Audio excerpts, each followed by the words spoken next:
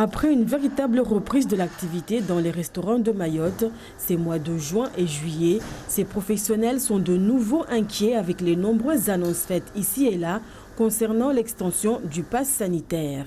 Seuls les gens titulaires d'un pass sanitaire pourront rentrer dans nos établissements. On a déjà énormément de problèmes aujourd'hui à faire encore entendre que le masque est obligatoire dans les restaurants, en terrasse comme à l'intérieur, c'est le protocole qu'il veut.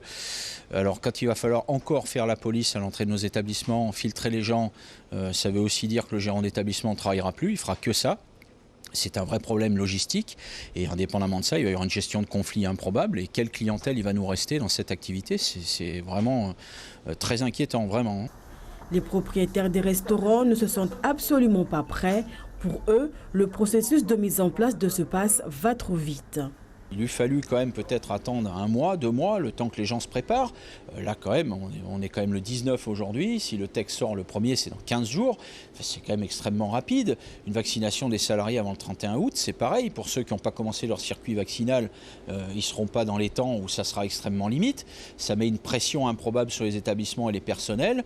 Ça va créer une confusion dans la tête des clients. Qui va faire les contrôles après ? À qui vont être destinés aussi les contrôles? Parce qu'on peut légitimement se poser la question. Par quel biais l'État pourra faire les contrôles? Quels moyens? Et surtout, quels établissements vont être ciblés?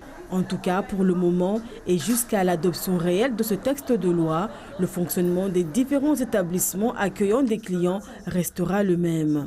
On garde les mesures sanitaires actuelles, c'est-à-dire les gels hydroalcooliques à l'entrée, les distanciations sociales dans les magasins. On a laissé les jauges en place dans nos magasins, malgré le fait qu'on pouvait les retirer. Et pour le moment, c'est les seules choses qu'on a fait pour la sécurité. On va attendre de voir ce qui va nous être imposé et à ce moment-là, on agira et on réagira aux besoins. Mais pour le moment, on ne sait pas où on va.